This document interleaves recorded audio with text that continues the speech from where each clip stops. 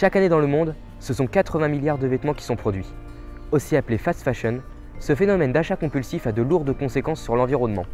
De la production de la matière première jusqu'à la vente du vêtement, il aura consommé environ 2000 litres d'eau et parcouru l'équivalent d'1,5 fois le tour de la Terre. Sachant que 99% de nos vêtements finissent brûlés ou enfouis, Marie, 21 ans, a décidé de créer son entreprise pour vendre des vêtements de seconde main. Nous sommes allés à sa rencontre pour s'intéresser à sa démarche.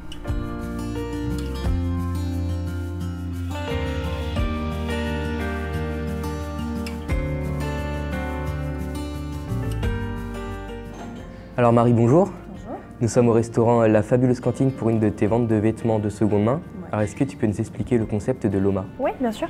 Ça vient depuis juin 2019 que j'ai lancé ce projet-là. C'était juste un petit concept à la base et au final, depuis août 2019, donc il y a quelques mois, je suis une société. Donc je fais de la vente de vêtements de seconde main uniquement.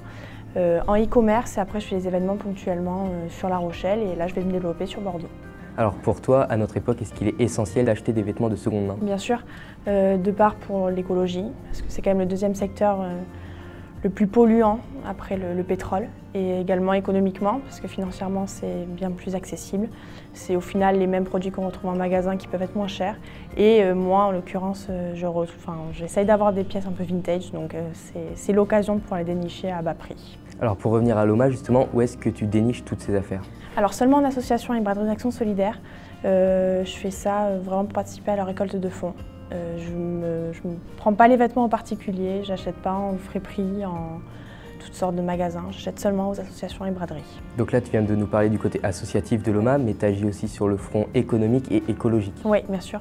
Économique parce que mes prix vont de 5 à 25 €, donc ça reste dans la tranche minimum des prix de vêtements. Et écologique parce que voilà, c'est de la seconde main, c'est l'air du temps, voilà, on a tous chaque geste compte dans l'environnement, donc j'ai préféré me mettre dans le recyclage de vêtements. Voilà, chaque action est importante de nos jours. Alors je ne l'ai pas encore mentionné, mais les vêtements que nous portons depuis le début de l'interview font partie de ta vente de vêtements. Ouais. Tu es sur les réseaux, tu organises des ventes, comment est-ce qu'on peut te retrouver? Alors sur les réseaux sociaux, oui, par Facebook et Instagram, donc avec le Loma 17. Et mon site arrive prochainement. Et sinon des événements, oui, donc ponctuellement sur La Fabuleuse Cantine le plus souvent. J'en ai également fait dans d'autres boutiques, etc. Sur La Rochelle par exemple.